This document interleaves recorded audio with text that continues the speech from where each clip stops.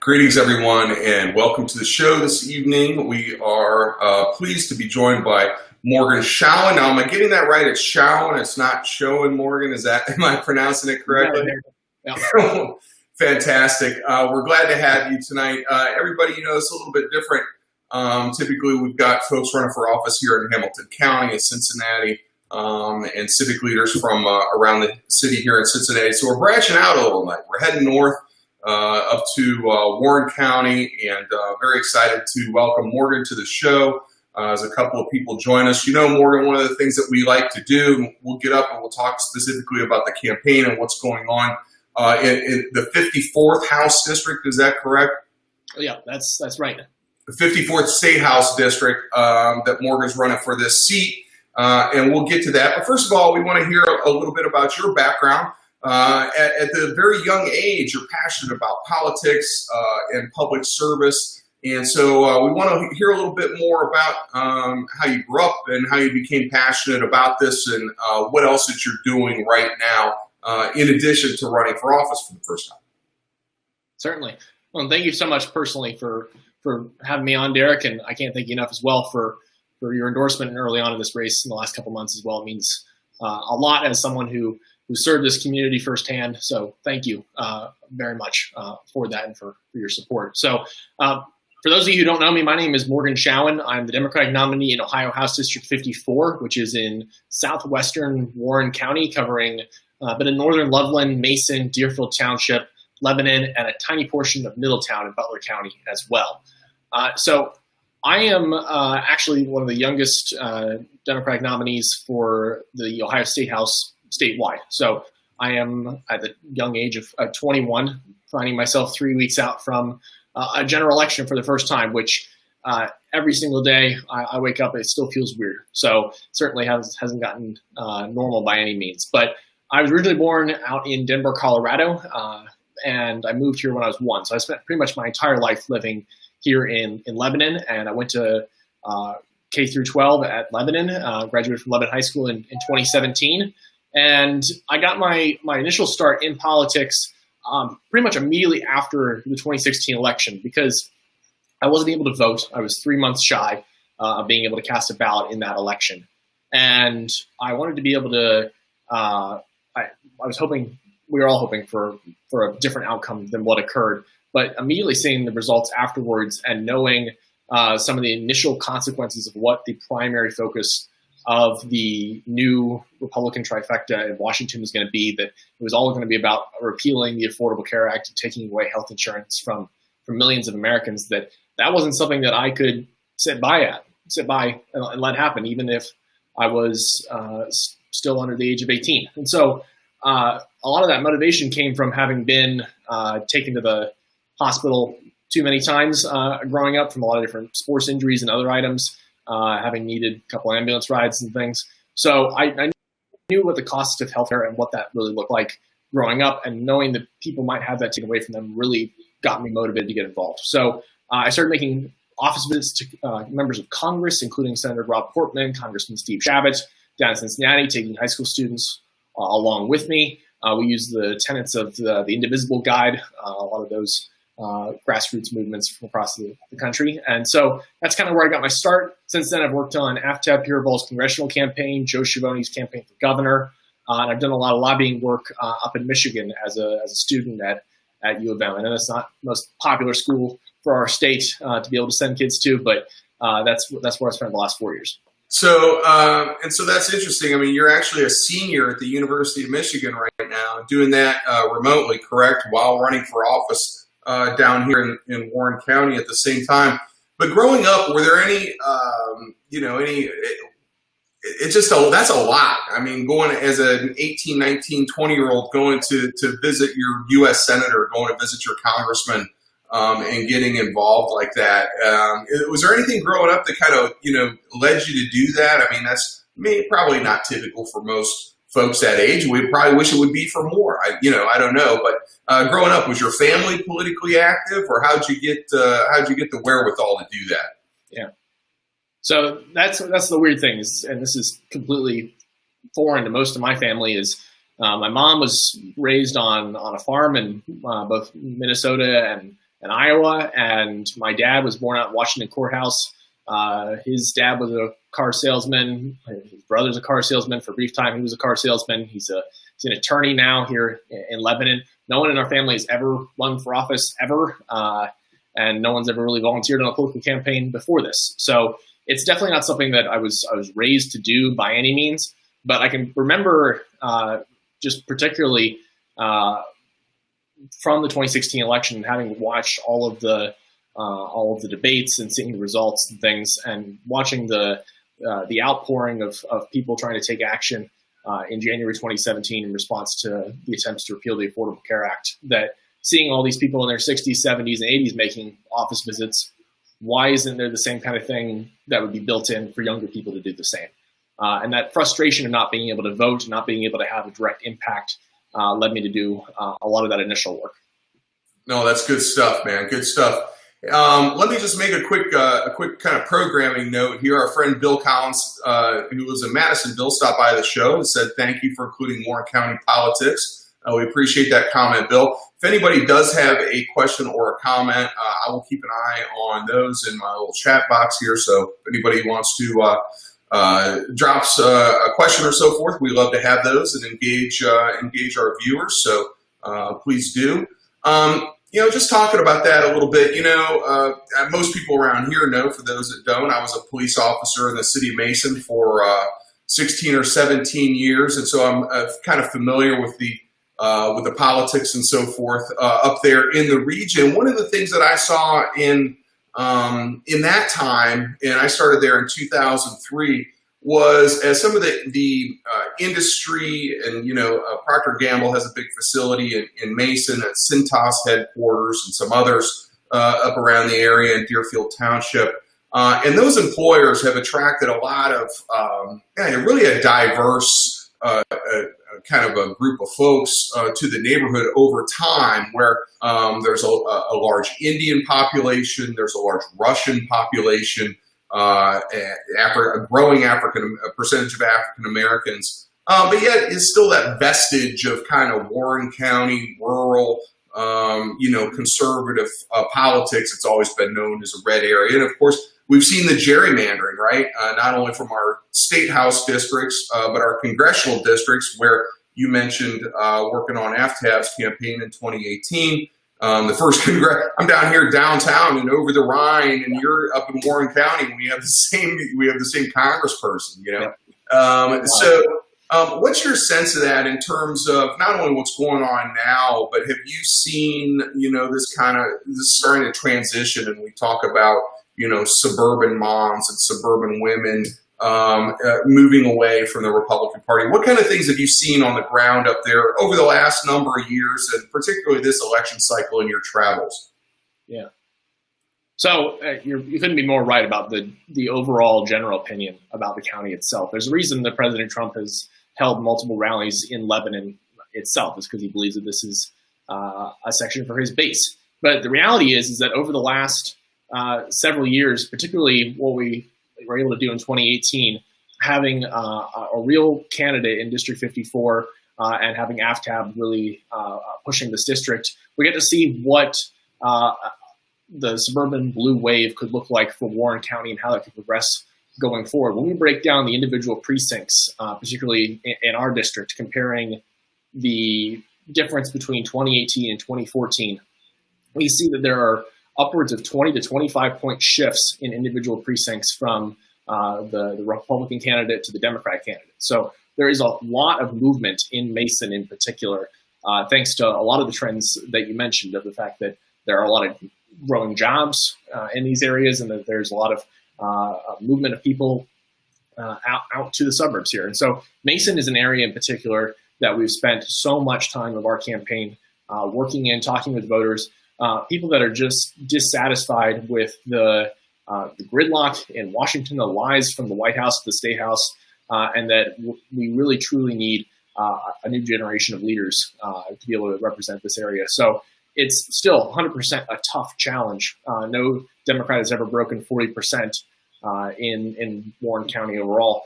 But with the fact that we've got Kate at the top of the ticket, we've got Steve Shabbat, who has been almost a quarter century in Congress, and currently just continues to stand up for Donald Trump, that we're just seeing that the time for change is now. Indeed, indeed, and and it's bad enough in Washington. It's pretty damn bad in Columbus too. We've seen, we've seen where the leader of the House goes down on this big corruption scandal, $60 million.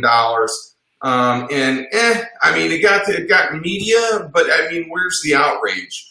And part of that, as far as I see, is with the gerrymandering that we have, where these folks are so just ingrained into their districts that it doesn't really matter. And so yeah, it's bad. It sounds bad. Maybe it's cost us a couple points at the fringe, but when we draw our own districts, that we win by 40, and you win by 35 or 40, it doesn't matter. But in this case, you have an opponent that doesn't even really feel the need to mount a campaign. I guess that's how comfortable that he is in the way this district is drawn, and has really said some bizarre things. Now, maybe we don't want to focus on that too much. But he's been one of the guys that's kind of been labeled as a kind of a conspiracy theorist around COVID and with some kind of crackpot ideas. Am I off base in saying that? Not in the slightest. So the part of the thing with gerrymandering is that when we drew these districts in 2011, absolutely locked in so many of these areas, no matter the controversy, the story, the media cycle, et cetera, you're still going to end up with the same results. But we're 9 years later now, and we've started to see a lot of that shift in response to particularly what my opponent, Representative Paul Zeltlanger, has decided to make his 2020 focus all about. He first got elected in 2014 after he loaned his own campaign $50,000, and he primaried the incumbent Republican who was indicted on 16 counts of felony security fraud. So interesting kind of getting started there. And since then, there hasn't been any kind of campaign apparatus from Representative Zeltlanger in the slightest.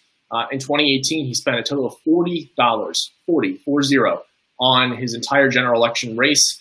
And he spent, I believe, a similar amount in this campaign overall. So we've massively outraised him, and we've been able to talk to voters about the Larry Householder scandal and the fact that Representative Zeltlanger defended Householder and refused to vote for his removal as speaker. We've been able to talk about the fact that he shared the Plandemic video, which is an idea that somehow Dr. Fauci and the rest of the American government propagated the coronavirus on all of us, and that it's just a big hoax and a conspiracy theory. So from the start, the fact that so many Republicans, Democrats, and independents all agreed on just the simple fact that we need to be able to protect public health, and he's been opposed to these measures, that's something that we've been able to focus on in the campaign. Well, I guess when the benchmark is whether you're getting indicted, whether you get indicted or not, it's a pretty low bar, right?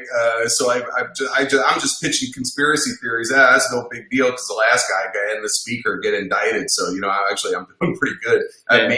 Maybe that's his message. I don't know. But having said all that, one of the things we had an issue in the past as Dems, where, and I don't know what the case necessarily has been in the 54th district, but in some districts, even because of this gerrymandering, and it's so locked in like that, there were just open races. People were running unopposed. And we're not seeing that now. We're seeing, Democrats running, up and down the ticket. We're making a lot of inroads in places where we haven't in prior years, in city councils and school boards and other places around the state of Ohio. And I think we're starting to see that here in the day. Hopefully it's now, but if not, the day is soon coming when, there's going to be some changes made, and all of that indifference that they have is going to come back to bite them. So hopefully that's where we're at right now. What's your feedback? What are you hearing on the ground? And in this bigger notion of, the first congressional district, and with you working on a campaign in 2018, are you seeing some differences, or this continuing to change as we go forward? Yeah. So overall, for Warren County and for our district and for Kate's district at large, I think we're continuing to see the trends that we saw in 2018 carry over to 2020 at large. Kate's continue to outraise Steve Chabot in all of the fundraising halls, and we continue to see that there is just a genuine desire and trend towards the fact that Republicans and these moderate conservatives might not agree on every single issue with Democrats, but they're just tired of the constant chaos from Columbus, from Washington, and they just want somebody to be able to go in there and fight for them and to clean up the mess. And so I think that's been the primary focus. I think that's where Kate and our campaign have been able to find an edge here, and that's something that I think we can continue to leverage in these final days. And what are you seeing in terms of that energy? As things nationally, kind of the news cycle is, we continue to move away from Trump. The numbers do. The polling is moving away. The suburbs are moving away. For those on the right, how are they feeling in Warren County? Are they even going to show up? Are they demotivated at all, or do you get any feedback? Are you guys on the doors up there? Are you talking to folks, or we're not doing that because of COVID in many places? But I'm just trying to, even if it's anecdotal, like anything that you're hearing. Well, let me share a particular story that we've kind of made very much a central tenet of our campaign in the last couple of months. There's a guy named Mike who reached out to us. He lives in Lebanon. He's in his early 30s. He's been a lifelong Republican who voted for Romney, for McCain, voted for DeWine. And there's just this overall sense that he had being someone who worked in biodiagnostics and coronavirus research directly, that this was going to be an opportunity for him to be able to reach out to local Republicans, to be able to reach out to Representative Zeltwanger, to be able to reach out to the people here, and to be able to provide some of his expertise and guidance and things he could provide real data and real advice on. And so he reached out to Representative Zeltwanger in particular and never heard back. He was completely ignored as a conservative Republican who had always voted on the right side of the ticket. And he watched as the conspiracy theories continued to come and the lack of focus on protecting public health and respecting those public health experts who have given their professional careers to be able to protect our lives and our livelihoods, that he just couldn't take it anymore. And so he reached out to the county party to hopefully be able to see who was running against Representative Zeltwanger. We ended up having a chance to sit down and talk in a socially distanced manner. And he's been one of the biggest supporters of our campaign. He's got a 4-foot by 8-foot yard sign out on 123, and he's appeared in a couple of our ads as well. And so I think that is an emblematic point within this race, is that we have people like Mike who are just fed up with the status quo, and that where even if they might not agree with my campaign on every single issue, that they are at bare minimum motivated to scrap the current Republican Party as it stands. Well, I got to assume you at least answer constituent emails. Yeah. And get back to somebody if they call at the very least. One of the things I've found in my just in civic life and running for council here in Cincinnati in 2017 and will be again in 2021, a lot of times people understand we're not going to agree on every single issue, whatever it may be. A lot of times it's just, being there, having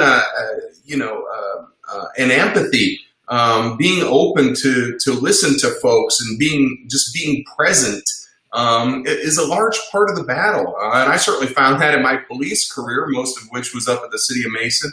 A lot of times, even if folks, you're not going to solve their problem, whatever it is, if you're there and you feel like you're taking the time out of your schedule to really listen to them and hear them out, that just goes so far.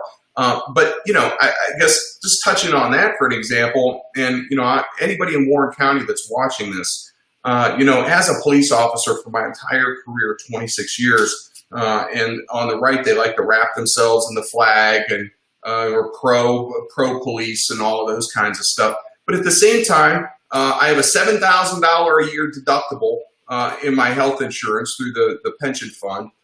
They cut money to local government from the state, which is direct. They're the ones defunding the police by doing that. they try to take our collective bargaining away, which was how we ever got bullet-resistant vests and other protective equipment. They're trying to privatize our pensions. What in there, and to my fellow folks in public service and firefighters and law enforcement, what in there is pro-police? I mean, it's anti. And then when they cut funding to mental health and drug addiction and all these other things, that just makes their job all the more harder. I don't understand how they've managed to like capture this from a marketing perspective. But when you look at their actual policies, it's anti-public employees, anti-public safety. So I feel as Dems, we have a lot of room to really kind of capture that space and take that. Has that been a part of your conversation at all?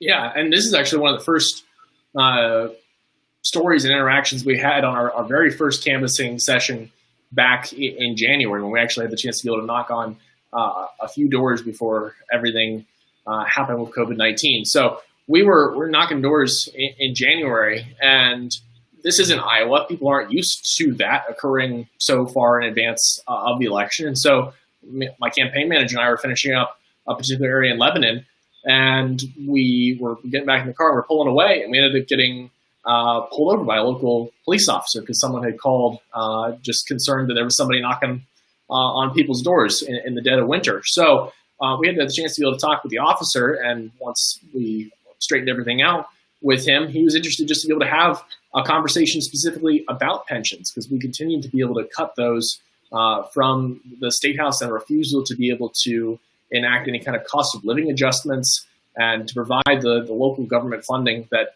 makes being a police officer safer, and that continues to provide the kinds of retirement benefits and wages that we would expect to be able to provide for our public servants. And so that conversation with someone who said, yeah, I generally vote Republican, but I want someone who's going to be able to listen.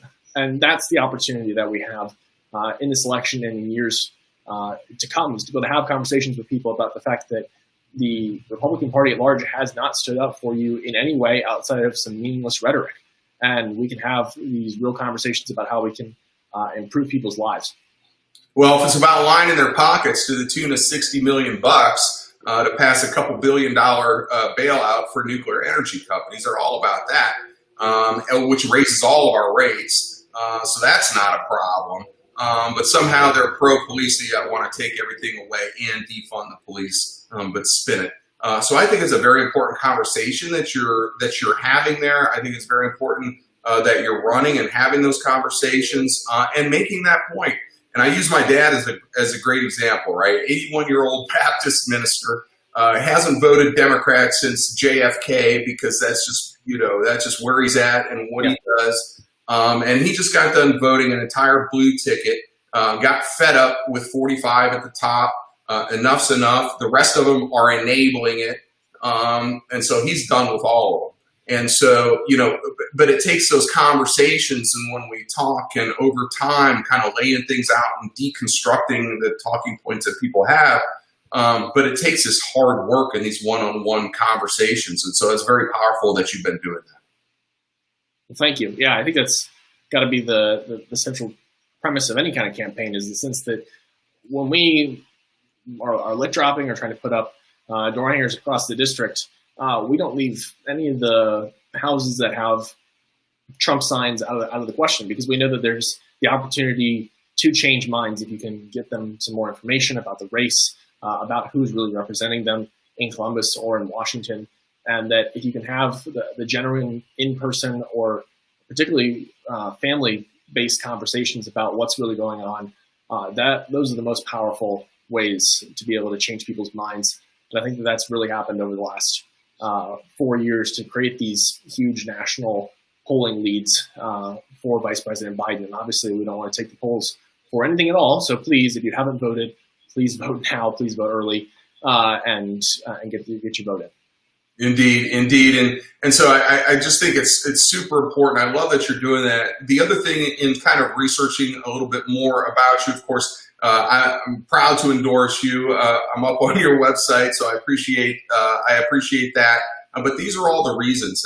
And in doing a little bit of research into your background and stuff, one of the things that I love that you haven't done is run away from these, from these issues, or try to kind of navigate. You say, well, I'm in Warren County. If I'm saying this or that, people just discard me. But what I find is people appreciate the authenticity, even if they don't agree with every single point.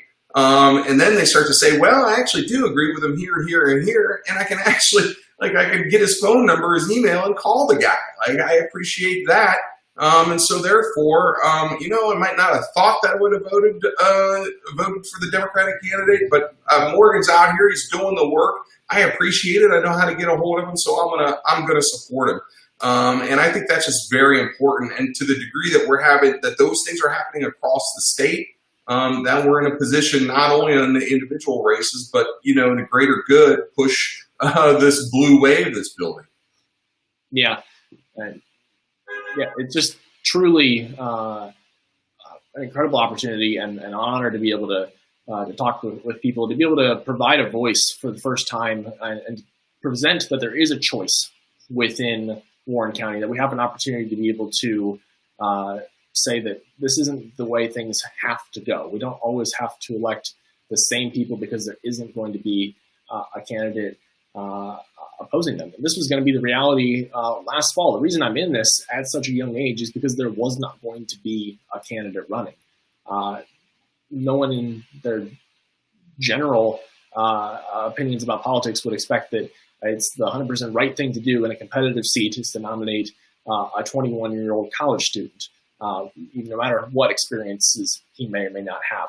But that's been the item that we've been able to talk with most people about, is the simple fact that they want someone who's going to be there day in and day out for them above anything else, and that they are tired of having someone represent them in Columbus who has one of the worst attendance records of any state representative, who has said that he prioritizes family vacations over key votes if he doesn't think they'll be close. So it's just about the fact that we're incredibly just fed up with the current way things stand, and that we need a new set of leaders, no matter, if we agree on everything or not. No, I love that. And quite frankly, first of all, you're definitely a cut above the run-of-the-mill college senior. Certainly when I was a college senior, absolutely. But having said that, I just think it's very important. And thank you for doing this, taking this challenge on. But I don't think it's a foregone conclusion. I think you've got a real shot. Your opponent is mailing it in. When people look at his record, they see that it's one of being disconnected, and then when he is connected, kind of trotting out these wild, wacky theories around COVID and different things. So I think you're a great selection, and the 54th district, the folks of the 54th district, should be very proud to support you and have you on their team. So we certainly endorse you. And if folks want to get engaged, if they want to drop a little contribution, because these yard signs and other things don't pay for themselves, you have a staff and other things. Unlike your opponent, you are actually out there in the field, on the streets, working. What can they do to support you? We've got your website up, morganshowen.com, and your social media. Yeah, absolutely. So morganshowen.com is going to have everything you can to be able to learn about the campaign. It's going to have our policy platforms that you can read about. We spent a lot of time researching meticulously to make sure that we were able to present exactly what we would be doing in Columbus if I have the honor of representing our district. You can go there to be able to chip in during these final 20 days. We're trying to run as many digital ads as possible to be able to get those final mailers out to undecided voters across the district and be able to have these critical conversations with people. So you can sign up there to phone bank as well if that's something you're interested in. We'd love to be able to have as many volunteers as possible before you get started on Derek's campaign. So thank you all seriously so much for any support you're able to give as a first-time candidate. It truly does mean so much to both myself and our entire team. No, that's awesome, man. And it really does take a certain heart and bravery to put yourself out there and run for office, especially in a place like Warren County as a Democrat. But in so doing, you're helping to change the entire narrative. And so I really appreciate you. Before we sign off, let me just touch on it. We've got a couple more comments here. Bill Collins mentions again the red to blue party registration change in the northern Hamilton County suburbs like Anderson and Blue Ash and Wyoming and places like that, and that now that's kind of shifting up into Warren County as well. And then our friend Crystal Dandridge says, keep up the momentum.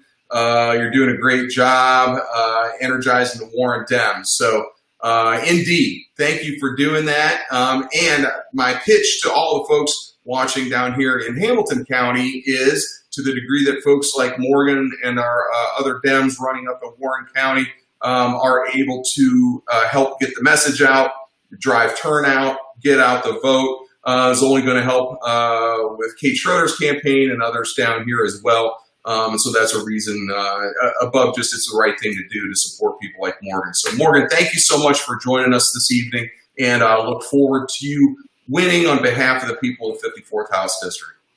Well, thank you so much, Derek, and sincere best of luck to you in the coming months of your race as well. I know it's a long haul till next November, so keep up the great work. Seriously, thank you.